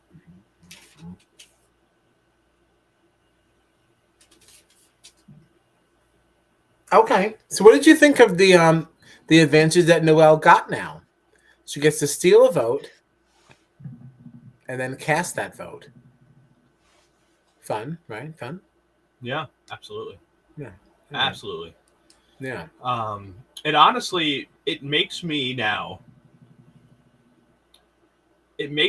want to see Vesey win some immunity challenges. Because this group of 4, if they have to go back to tribal, like, we're going to lose somebody. But I like all of these people that are in Vesey still, right? Because we said Nneka went home, right?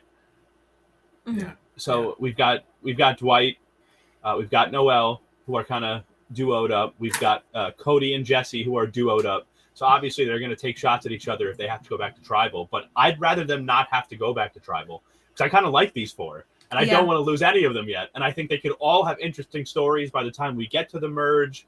And getting to see her use this advantage at that stage is more interesting to me than using it now. Right. Yeah. Right.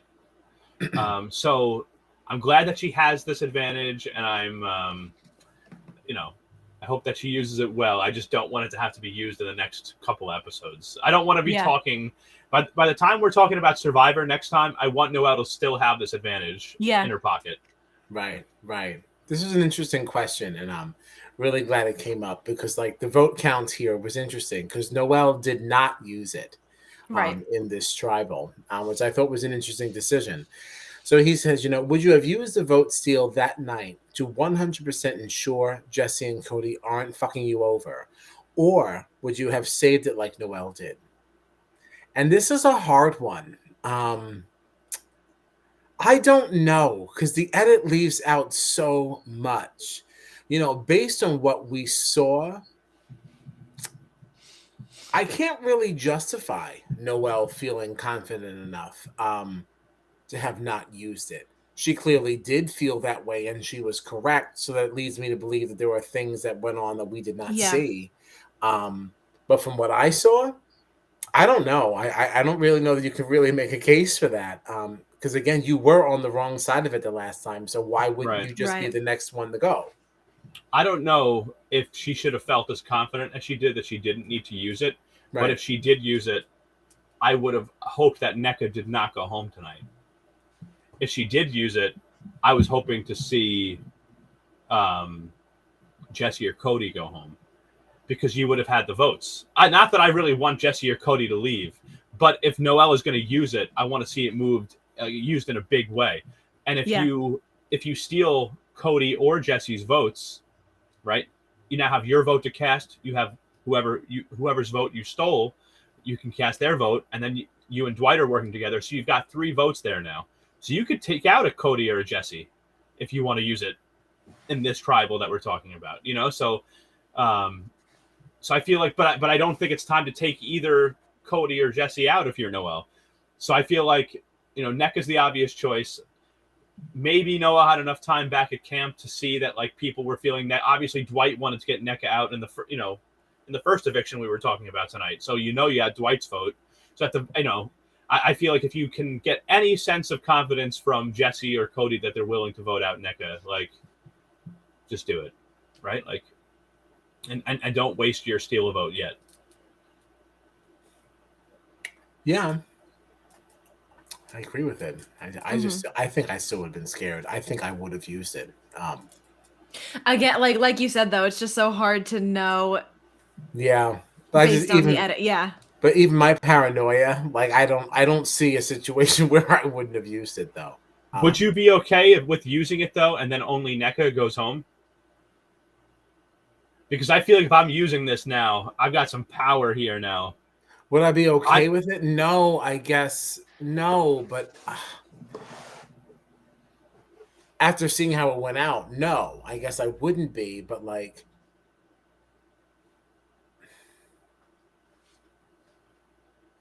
I don't know that I also could live with myself if I had it and I went home. Oh, absolutely. Yeah. So like so laying in bed that night, even if I'm not totally thrilled, I also could not have lived with the anxiety on the other side. So I think I could still be at peace with this, even if I'm not 100% pleased.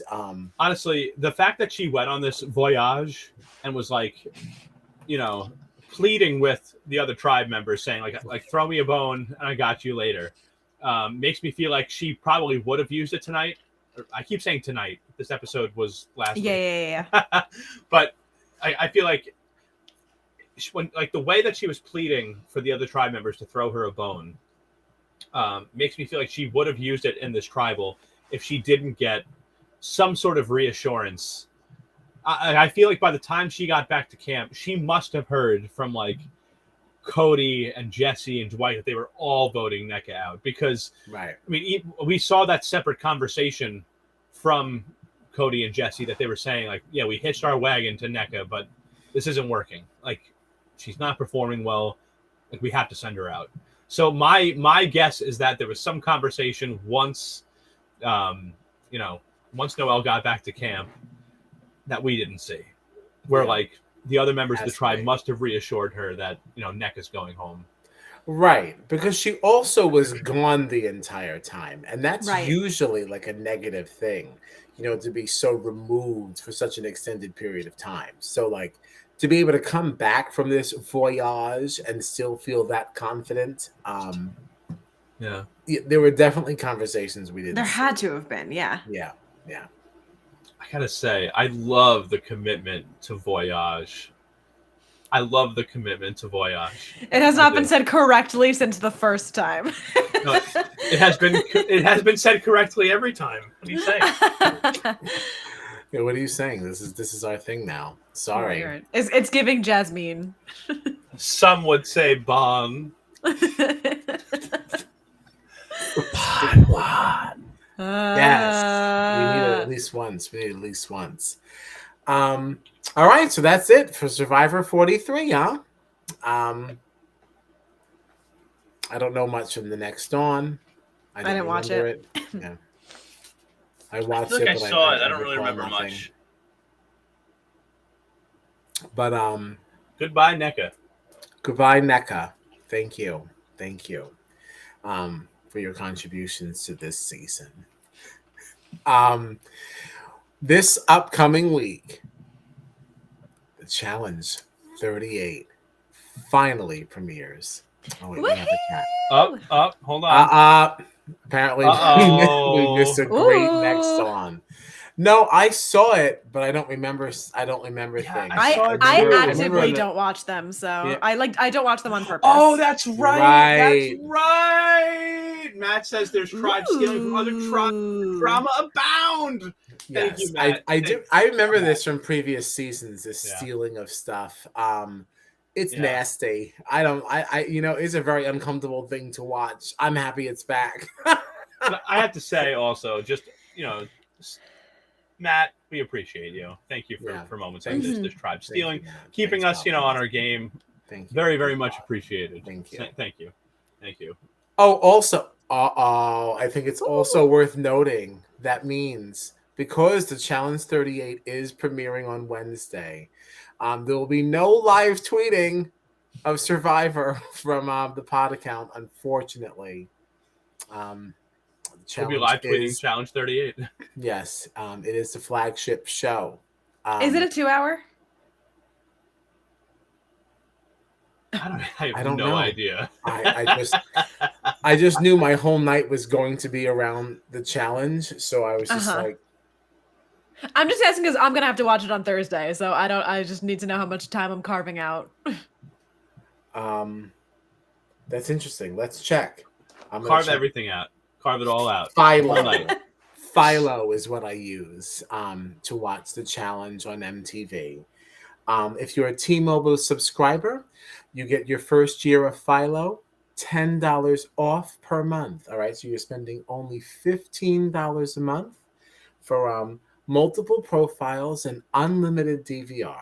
Okay, and that's how you can watch the Challenge 38 because it is not streaming on Paramount Plus. Not. And Devastation. What was this brand you said? Philo. PHILO. Hashtag not Philo. sponsored. Hashtag could be sponsored. Yeah. Exactly. Yeah. That's where I was going with this. Yeah. Yeah, no, dear Philo, please give us money. No, it's not sponsored. I just really like them.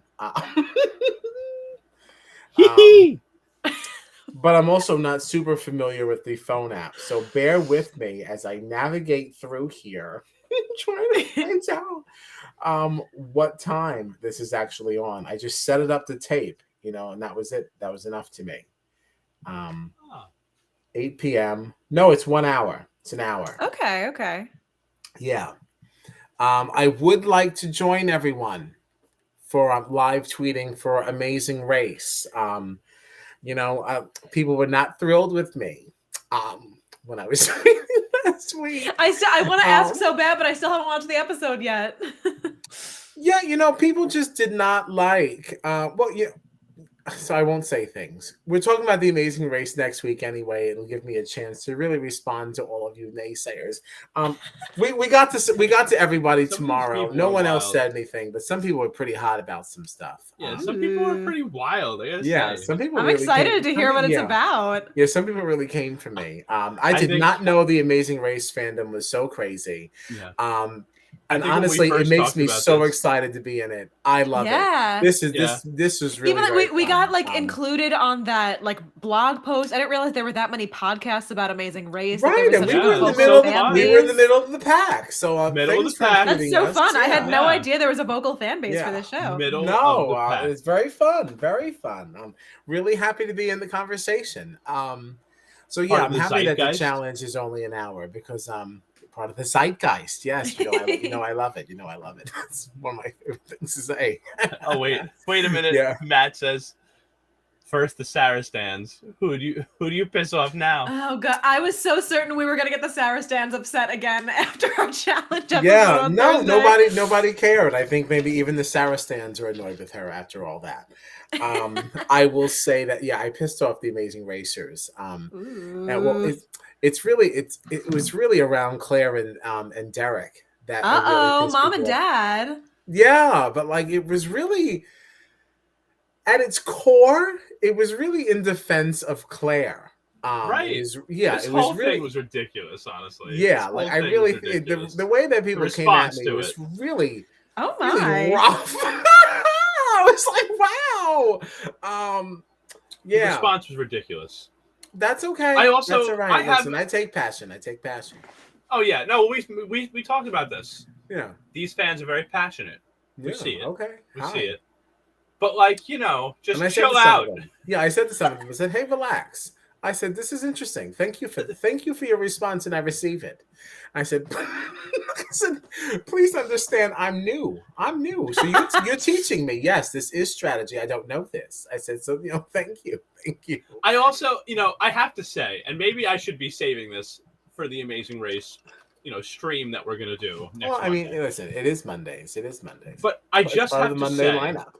I just have to say, there were people coming after this tweet, being like, "Oh, they can only do so many roadblocks, and they're, so they're saving all the physical challenges for DX and blah blah blah." And I do know what we're talking about. Okay, right? Okay. And it's all gonna even out in the end. And I'm like, okay, first of all, why does anyone think that DX is this incredible physical competitor? Okay, he needs to be saved. Any more so than Claire? It needs to be saved for the really tough thing. Physical competition. And I say that too. I said I feel like you're also selling her short. Like, how dare you? Right, exactly. Like, and then like the fact that somebody actually said like, oh yeah, well you can only do so many roadblocks and they're saving DX for this and Claire's good at this and I would take their strategizing over your strategizing any day. And it's like, well, guess what?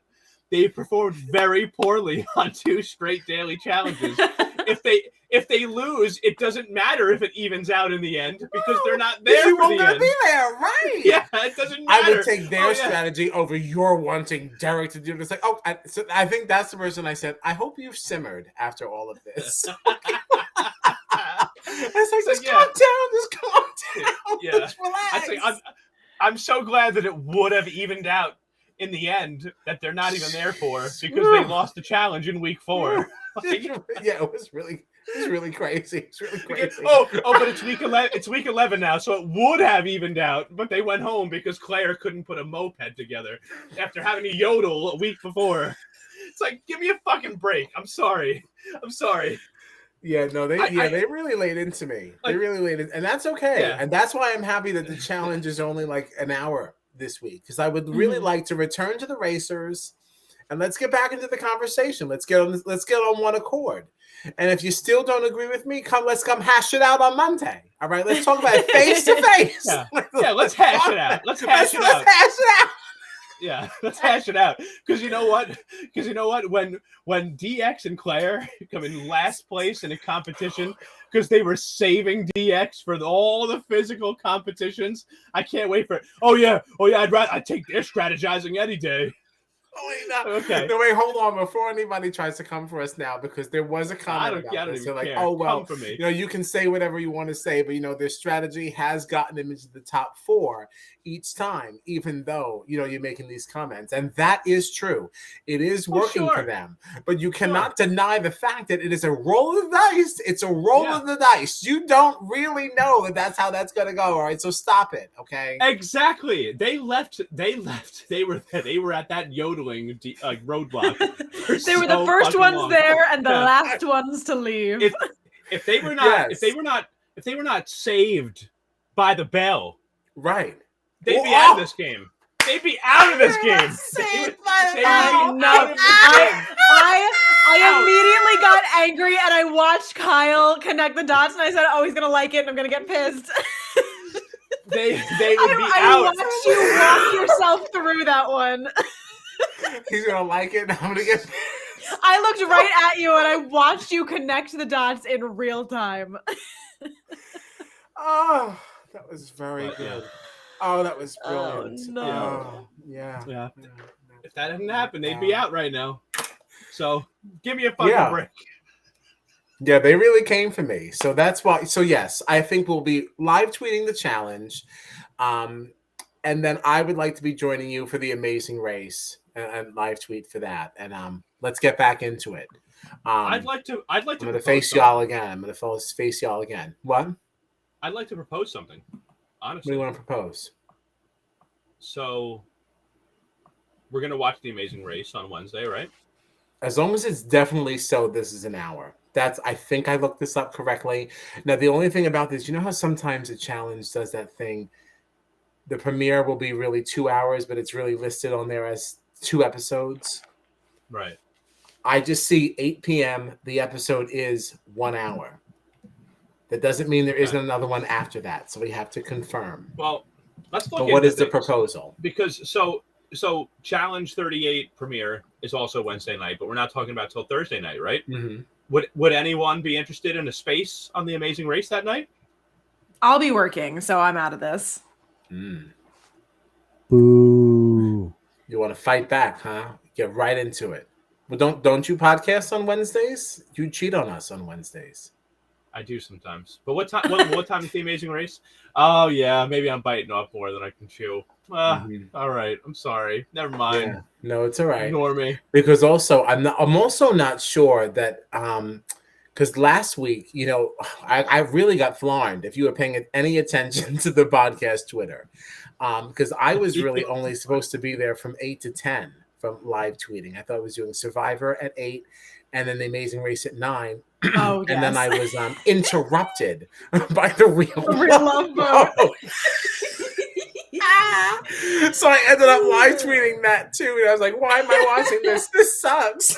But then by the end of it, now I don't know if I Jerry tweeted it. O'Connell and Rebecca Romaine. I gotta tell you, now I don't know. I didn't say this. I don't know if I said it on the Twitter, but I will be honest with you. I did say it to Thomas, and I said, "Listen, I'm actually going to give this another watch because this could actually be cheesy enough that I would like it." Because I wasn't paying close attention because I was on Twitter a lot that night, but it really looked like it wasn't taking itself super serious. Okay, sure, yeah. And I like that. I like silly. So I don't know. You might see some bonus episodes of The Real Love Boat if I can find some friends online that want to just talk some shit.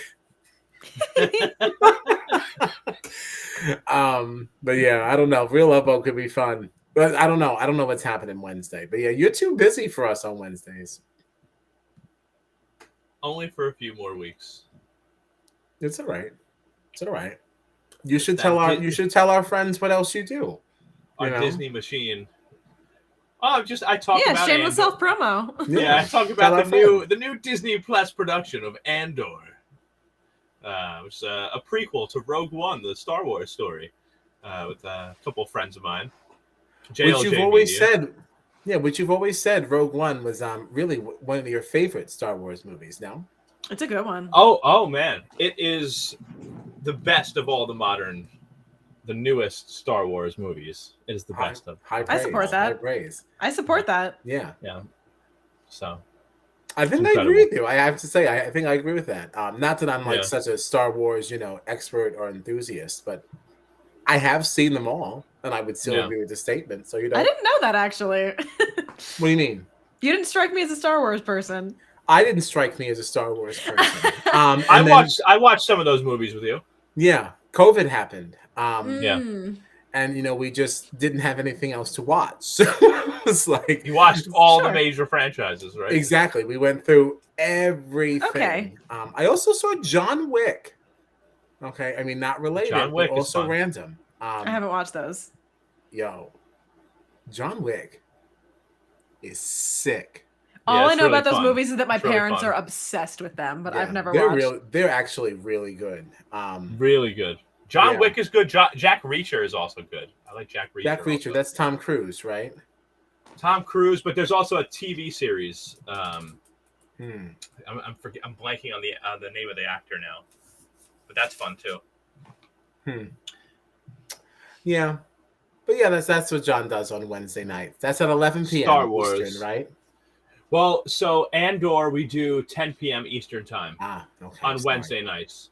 Yeah, 10 p.m. Eastern time. Yeah, 7 p.m. Pacific. Yeah, so you definitely don't have time for space. Yeah, I don't know. I wasn't thinking. Unless I hosted by myself with all my enemies. I need one friend. I wasn't thinking. What am I, Daniel? Oh my god. Like Matt. Lions Den. Matt says, I've never seen a single Star Wars, and at this point I feel like I'm just too late to the party. That is not true, Matt. Never too late. That is not true. Never too late. You can totally start now, and you will just love it. Oh, I love Star Wars. Let's do like 1 a week or something. 1 a week or something. Yeah. Since we're already on a tangent and we're all just here, it's all right. You can drop off if you want. Whatever. We're just hanging out. Whatever. For the audio only friends, if you've had enough, you can find us on socials at StratChatPod or on our website at stratchatpod.com. Yeah, just in case you want to be done with us, we're done. Now we're just talking some stuff. But why is nobody talking about the fact that we're getting Big Brother Canada and Big Brother UK at the same time?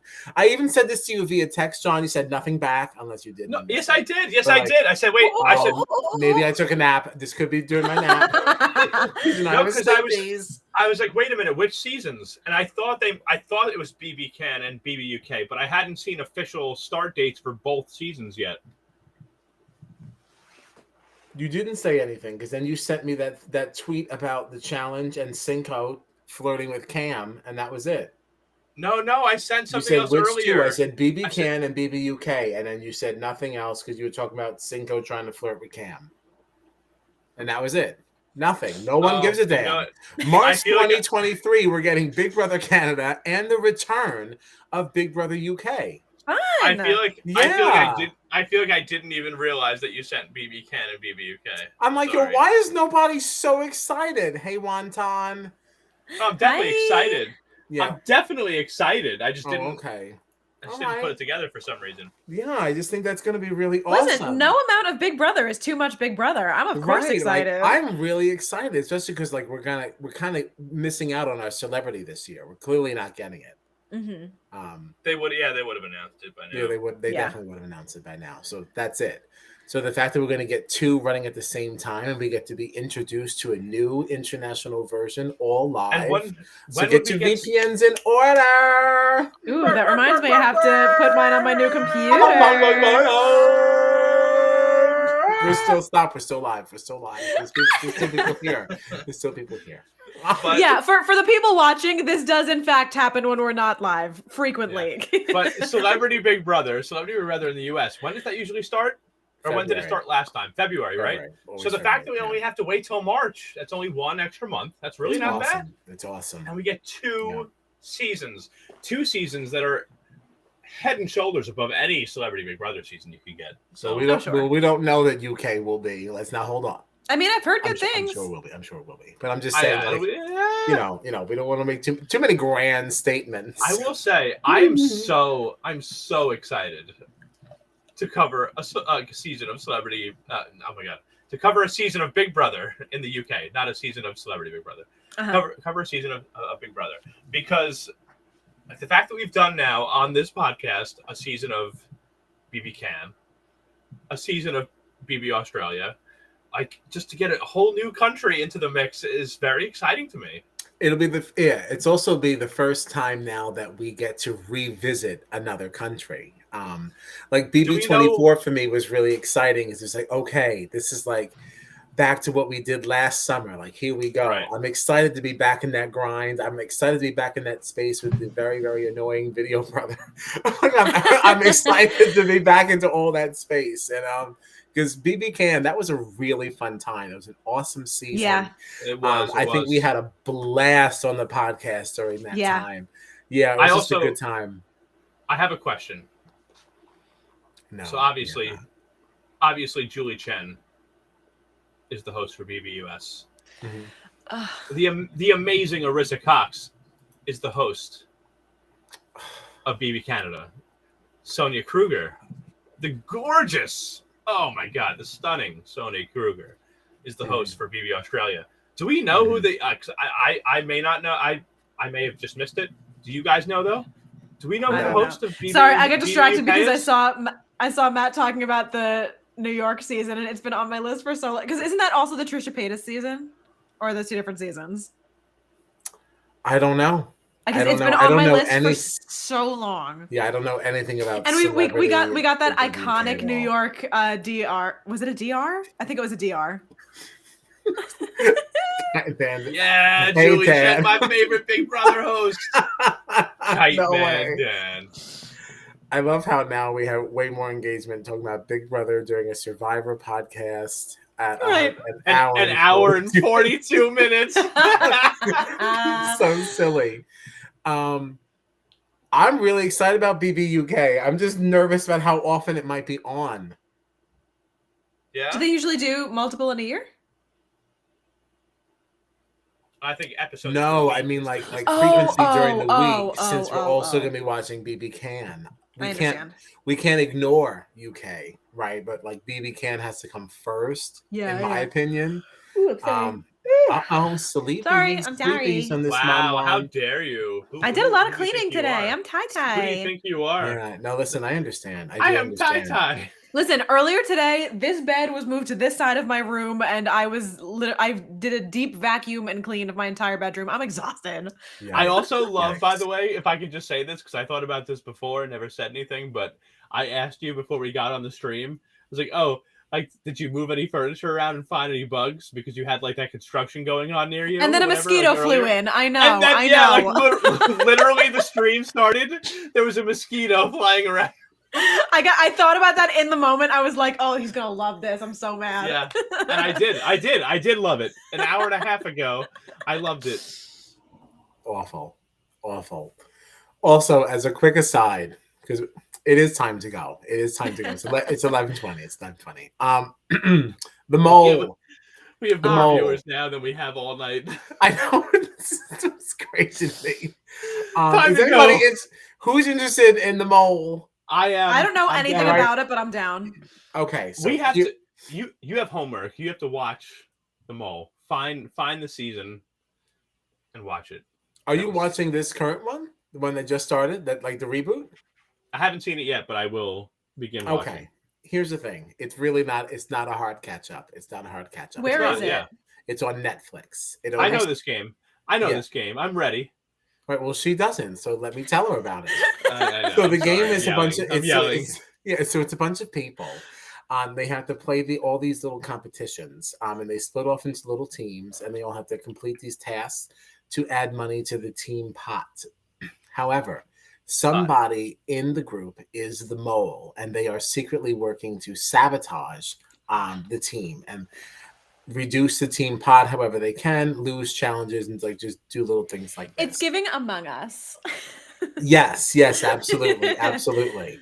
The way Eliminations work is that the show is asking you 20 questions. You get a 20-question quiz around who you think the mole is. Mm-hmm. Whoever has the lowest amount of correct answers is eliminated. So, the intention of the game is different. You're not necessarily looking to. It's more of a social deduction game, as Sure. BB Updudes has said. Thank you for that term. Very good. Very Deduct. good. Yes, it's more about that than like a social strategy so much. Okay. So it's interesting how the intention is different. It's very fun. Very fun. So there's 5 episodes that are available now for your viewing pleasure, with another 2 coming on Friday. Okay. 2 coming on Friday. I would love to just like discuss the mole. Like it's just like a random, like if there's some way, because then I guess the final, so I think 2 or 3 episodes are coming out on Friday. And then the final 2 come the next Friday. Mm-hmm. I think it would be very, very fun if we could find some way to have a discussion before the finale and then just after the finale. Just 2 chats, Sure. maybe mix them into Mondays or something. I mean, it is a lot to catch up with to get up to speed by next Monday.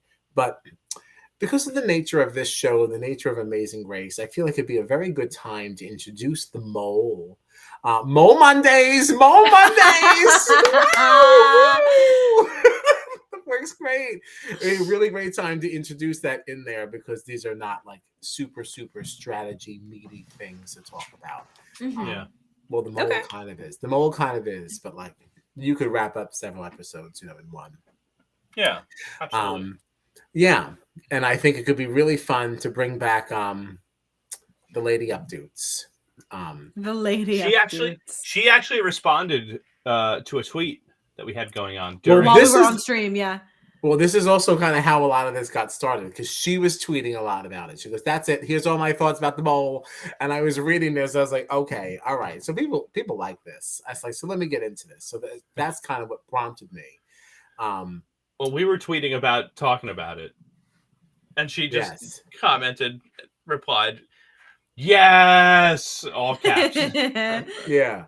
So I'm like, maybe we can do like a whole season wrap up with her or something. Yeah, hell yeah. So she doesn't have to be part of the silly ass, accelerated recap. She can just recap the whole season with us, maybe something like that. We'll discuss that offline. But yeah, okay. So great. Mole Mondays. Starting next week. So many things to talk about. What are we gonna do when Big Brother ends? Now look at us. So silly. All right. Anything else for the benefit of the community? Oh my gosh, we did not officially say. We are live on Thursday. Oh my God. Discussing the premiere of the Challenge 38. Yeah, I have to say, by the way, that you both failed me. Why? What? Yeah. How do we fail you? Neither of you even knows. Wow. How dare you? Wait, what are you talking about? How very dare. Why are you yelling at me? We ended the challenge preseason, chatter by saying that you guys would send me winner picks. Oh no! And neither of you did. I forgot. We said by Sunday that I would have these, and it is it's currently Monday, and I do not have either of your picks. So that is true. You do not have my picks. So I'm the only person that gets to have any winner picks for the Challenge 38. Sorry, you guys have been disqualified. Wow, that is that is really rude, and I'm surprised that you didn't supply one reminder, not one. Oh yeah, well when I run yeah. one of our shows, I always give them, hey guys, please think of this, blah blah blah. Please don't forget. You give nothing. You just you knew I had a 5-show weekend and I would be busy. That's really and crazy. You didn't even remind me that I had homework to do. I distinctly remember walking down the stairs yesterday, and as I was descending down the stairs, I thought to myself, maybe I should message them and say, hey guys, remember to send your winner picks to me by the end of the night. And then I thought to myself, this is the challenge, every man for himself. So you're saying this is all your fault? I'm saying this is all of your fault, both of you. This is unbelievable. You failed. We are definitely going to be talking about this offline. you can find us on the socials at StratChatPod or on our website StratChatPod.com. I will still accept your picks. Oh well, thank goodness. How benevolent. What? Oh wow. I've decided to give you an extension through my good graces. So we'll be back on Thursday at 9:30 in some form or another, discussing Challenge 38 Ride or Dies. I don't know how much riding there'll be this week between the Strat Chat Pod. Mostly talking. So I'm gonna come get you. Not so much riding. No. Jerk. All right. Thanks a lot for hanging. This is a lot of fun. One final comment. Throw it out on screen, not off. Let's get into it. No. Some things have to stay within family. All right. So we're out of here. Thanks a lot. We'll see you Thursday. And you better be watching for Messy Fessy. All right. Oh, God. Gina's favorite. Gina's so excited. We heart Fessy.